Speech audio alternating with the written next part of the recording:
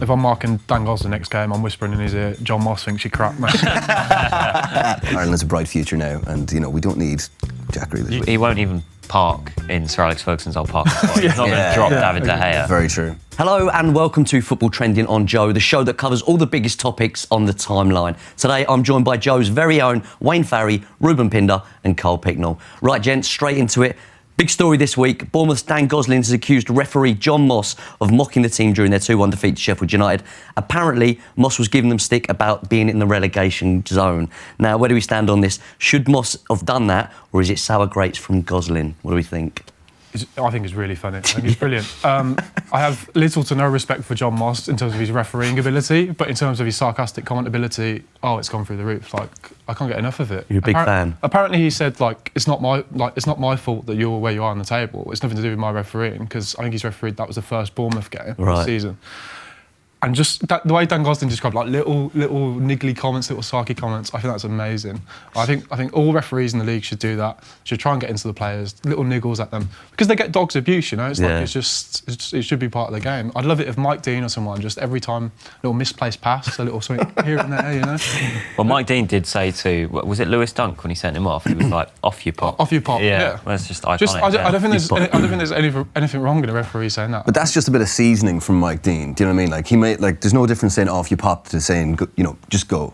Do you know? But I think with if you're a player and Mike Dean says off you pop to you, that would it would, of course, But it's Mike Dean as well, so you expect it. You're going to go put your fist through the wall in the changing room. You would, absolutely. But Mike Dean, Dean, imagining his little bald head, his little you're just going to go ape. Jasper Carrot sending you off. But see, the thing is, Mike Dean, I think, he's the one referee that's allowed to do that. He's like an auteur. Well, that's just because he started doing it, and no one I think. Nobody stopped Why not him, Jonathan Moss? Why not Jonathan Moss? Yeah, what a sentence. But the reason Mike Dean has made this his own. This is now becoming Mike Dean versus John Moss. Yeah. But Dean, he's got really flourishes in his refereeing and that, and he's got the confidence to go follow through with it. John Moss, he's a bit of a nobody. And I just think that it just seems a bit forced from him as well.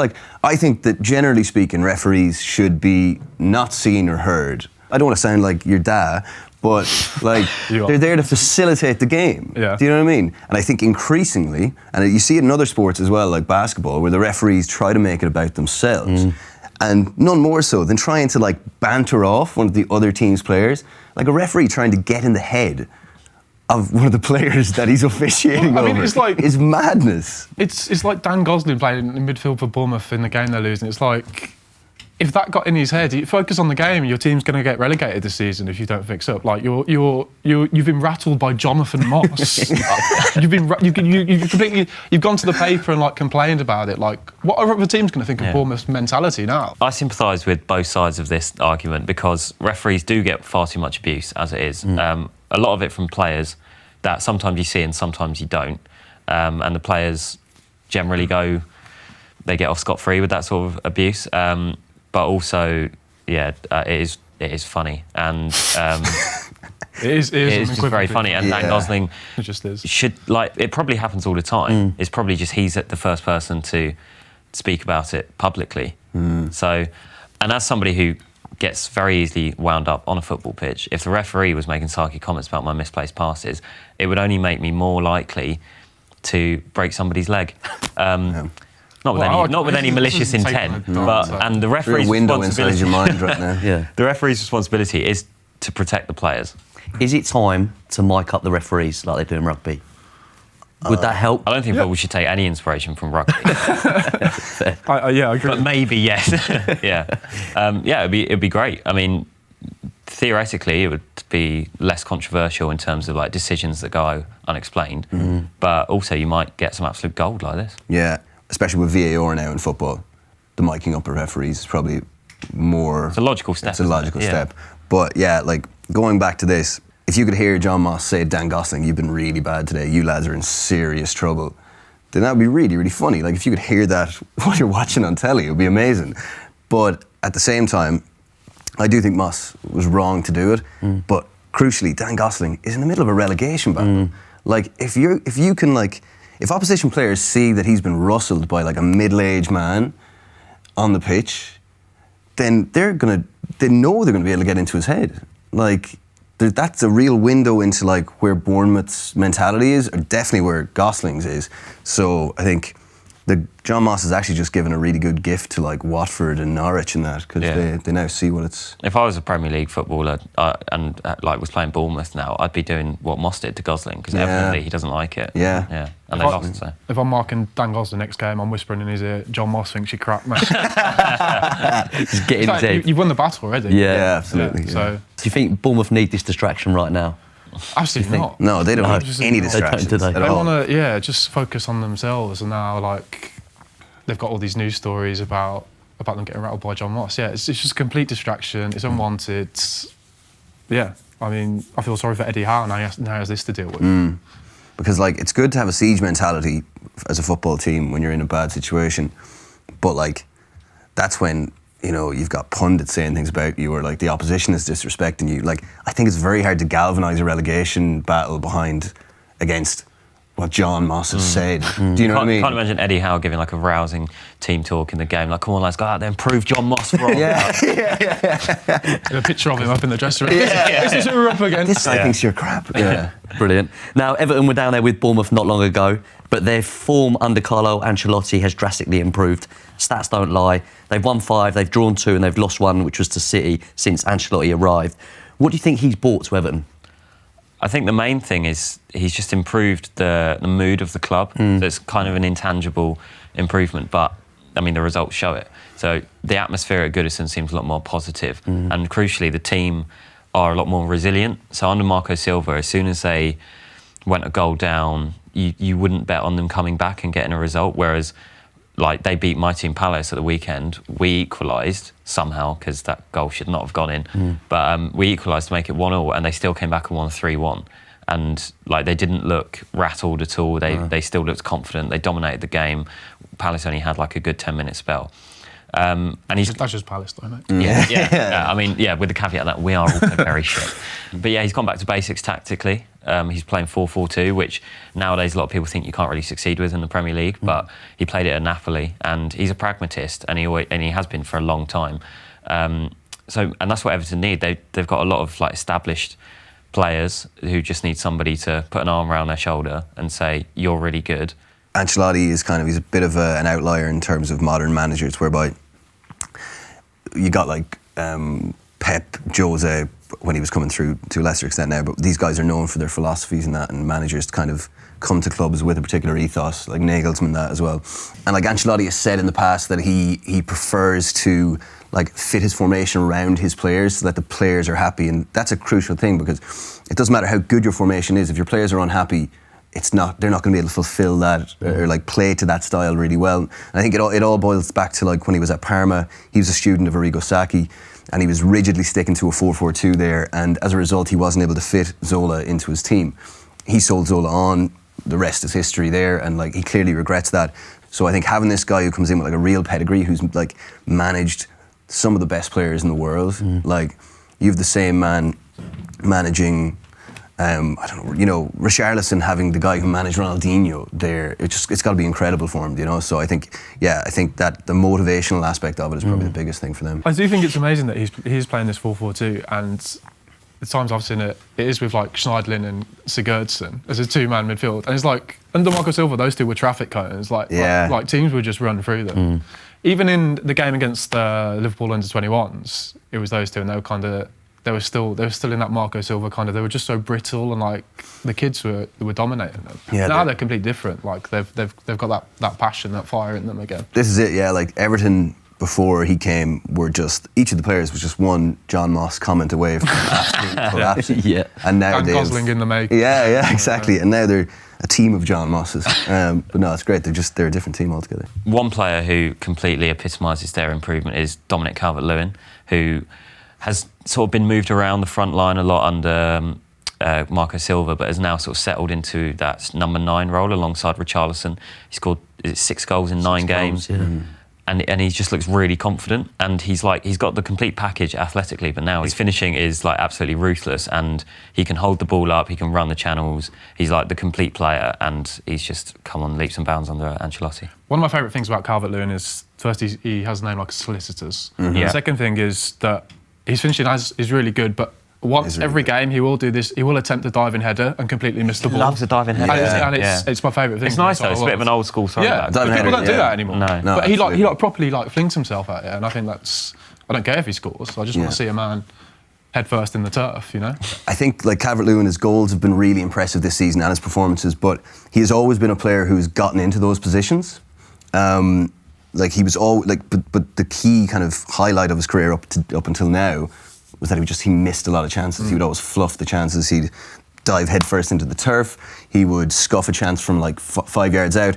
But evidently there is that, whether that is Ancelotti or whether it's him maturing or whatever, he has that ruthlessness now. But they do say that, you hear strikers say that if a player is going through bad run of form, if they're getting into good positions, that's the thing that you can't really learn, or it's very, very hard to learn. So maybe he was always going to come good with a good manager. But whether the timing is right or whether Ancelotti has really worked with him, he just seems a totally different player now. So Calvert-Lewin has been one of the unsung heroes of the season. Who else is on that list, do you think? I mean, Dean Henderson of Sheffield United has been absolutely extraordinary. Class. I'm a United fan. He's on loan from Manchester United, so I'm particularly excited to see just how well it's a bit wild that he's performing better than our own keeper, but 9 clean sheets, save percentage of 75%. Yeah. And he's still only 22. Yeah, I mean, that's pretty impressive. It really is.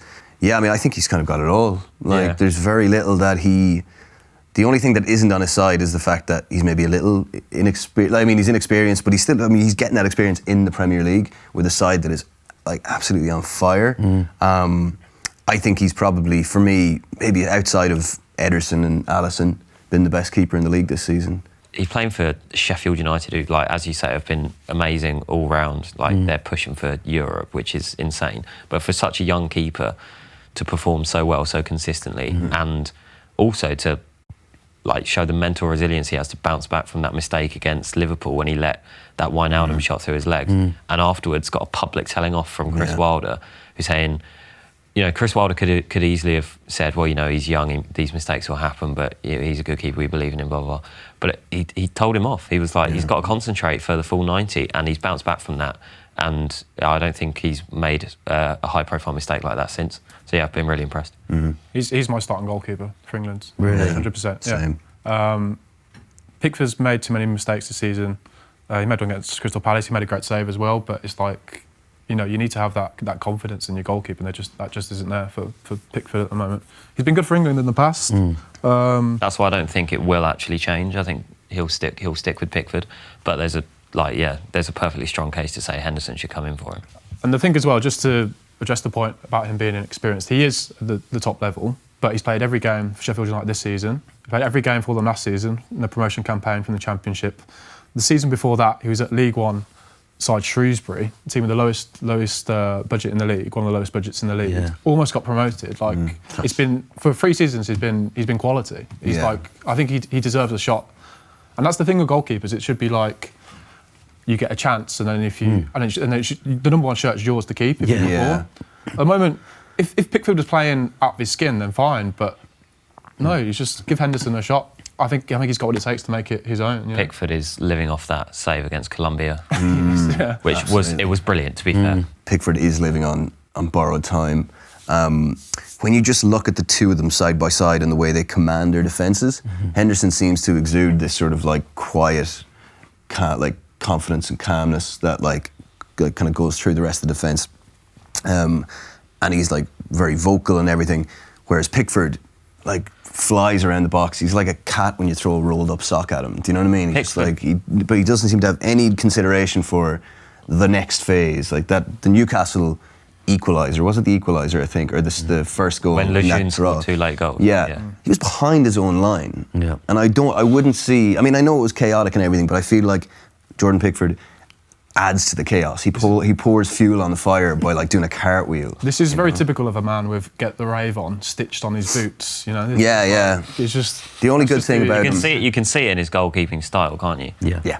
He's got that Joe Hart angry, shouty energy. Yeah. Which is sometimes good. It's sometimes really good, but he gets too hyped up. Yeah. He needs to be a lot more level-headed. He gets too passionate, and and it leads to him making bad decisions. Yeah. So if Dean Henderson was to go back to his parent club, Man United, on current form, who would you give that number 1 shirt to? It should be Henderson, but Ollie's not brave enough. He wouldn't do it. Wouldn't not do a it. chance he'd do it, no. He won't even park in Sir Alex Ferguson's old parking spot. He's not going to drop David De Gea. Very true. It's a bold decision. I mean, long term, it's good for United because they could maybe sell De Gea and stick Henderson straight in. You know, it's a ready-made replacement. He's, as we've said, he's very young, but De Gea was very young when he joined. Yeah. Do you know what I mean? This is the thing. Like, he's actually older than De Gea was when he started for United initially. I agree. I think politically, Ollie wouldn't be able to drop him because United tried so hard. He's like a marquee player. They tried so hard to keep him. They did keep him. He's earning so much money. If Ollie had any balls, he would bring him back, drop De Gea, sell De Gea, and then you have this keeper who could be there conceivably for the next 10 years, and who I think is better suited to the demands of modern football as well. De Gea is a brilliant shot stopper, sometimes, but his distribution isn't good enough. And I think that Henderson's is much better. And I think that, like, what's the point of having a youth system unless you're going to, harvest the crops of it? Do you know what I mean? He is there, and he could be brought back at the end of the season, and he could be set, like, if United put him in place, he could be set for, like, an incredible career.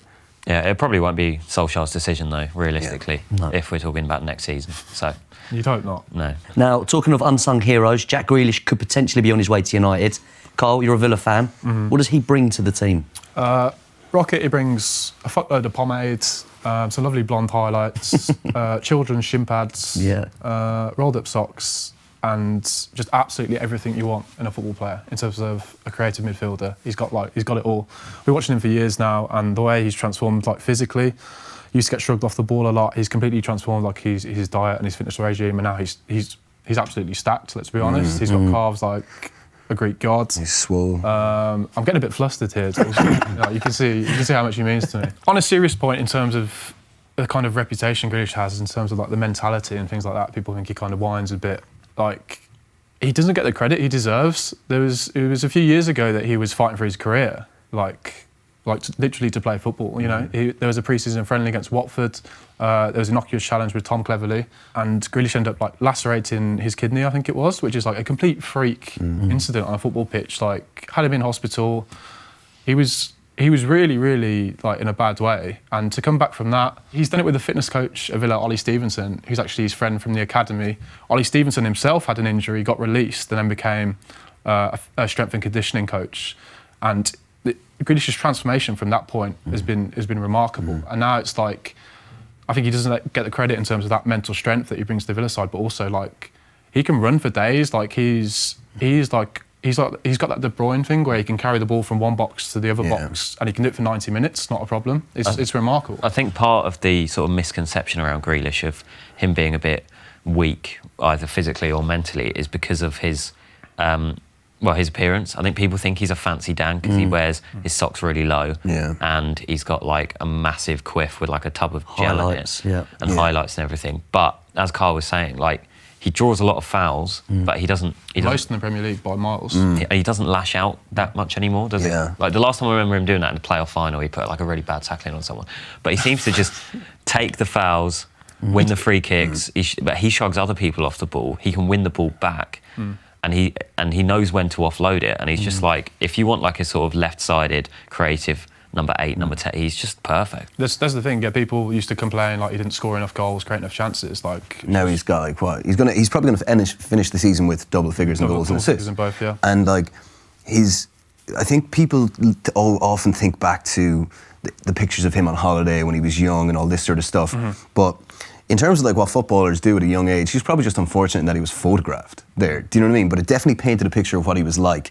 And then I think, obviously, people from my country, Ireland, think he's a bit flighty because he decided not to play for us anymore. You lot think he's the Antichrist, don't you? I actually think he's quite brilliant. But that's because Ireland has a bright future now, and, you know, we don't need Jack Grealish. You do need Jack Grealish. No, if we had it... Stomping about in that. Hey, look, he learnt everything he knew from Glenn. But I just think, like, I think it's just incredible and really impressive to see, like, not a metamorphosis, but to see him, like, genuinely fulfill his potential. Seeing him go from being one of the best players in the Championship to immediately be one of the best attacking midfielders in the Premier League. No transition, instantly, and the leadership skills and all of that. And the whole, you're right about the whole fancy Dan thing that people see him, because he's a handsome guy. He's got like really like, his hair is very well groomed. But the one thing I disagree with is the shin pads, because I think the lower you wear your shin pads, I think the tougher you are. Carl, as a Villa fan, do you think he will go to United? And if he does, how will it affect the team? First of all, God, I hope not. I think he's better. He deserves better than Man United at the moment. It would leave Villa in quite a state. I think he will go this summer, whether we stay up or not. I think he's too good at this point, and I don't hold it against him. But like, he is Aston Villa at the moment. Like, our game plan is give the ball to Jack, let him run with it, let him create something. It's like, I mean, we've got a lot of good players. It's not the end of the world, but it's like losing that talisman, and it makes me sad just thinking about it. But yeah, United, please don't go to United, Jack. This is a plea. Just go to City or somewhere. Just somewhere where we can thrive. Like, they have the right style of football, the right. So you don't think he will thrive at United? I think he'd be good for them, but I think he'd have to do it all himself, like he does at Villa. Like, he shouldn't have to do that again. He shouldn't move up the table and then still be a one-man team. It's like, it's hard to think of the right team for him to go to now, because when they still had Pochettino, Spurs would have been a great prospect for him. That would have been perfect for him, like the intensity they play at, the freedom their attackers have. But now under Mourinho, I don't think that's like an attractive prospect for any attacking player. United, we've discussed at length over the past 2 weeks, players go there and get worse. And as Carl says, he'd have to do it all himself again. My dream for Jack Grealish is to go to City and be the other 8 with De Bruyne. Replace David Silva. That would blow my mind how good that would be. Rest in peace, Phil Foden. My other dream is that we get Phil Foden as part of the deal, and then become a one-man Phil Foden team, and then we sell him, and then hopefully John McGinn's told us we can rely on him. And the cycle continues for Aston Villa. Yeah, I mean, if we sign Grealish and we sign lots of other players, he could fulfil his. He could play to his level. Signing. Yeah, but I just think from like, I'm not going to lie, Jack. I know you're listening. I'm not going to lie and like pretend that that's the best place for him to go. It depends on what his ambitions are. Clearly, he stayed with Villa this long. It's not just about money for him. Actually improving as a player and winning things and obviously he's got loyalty too. So I think he will move to like a good team. So no, I don't expect him to go to Man City. I think if United buy him for the right reasons, then it would work really well. If they buy it, but if they just buy him because it's like, everyone's talking about Jack Grealish, we can get the fans back on side if we sign him. What are the right reasons then? The right reasons would be to like build the team around him, make him the focal point. You'd have McTominay, Grealish, Fernandes. That's a nice midfield three, and then you've obviously got Rashford out wide, Daniel James. That's young. It's there's talent there. You can see what they're doing. But if they just buy him for the sake of it, almost, because that's what United seem to do sometimes. Even when they sign Bruno Fernandes, like, you like the sound of it, but do they know what they're doing with him? Like, even in his first game, he played 2 different positions. It's like, how can you spend upwards of £60 million on a player and then kind of. You're like, should you play there? Should you play here? If United sign Grealish, as Kyle said, for the right reasons, great. But if it is because they need a marquee signing, which tends to be what is their thinking, then there's no point. He's not the player to sign.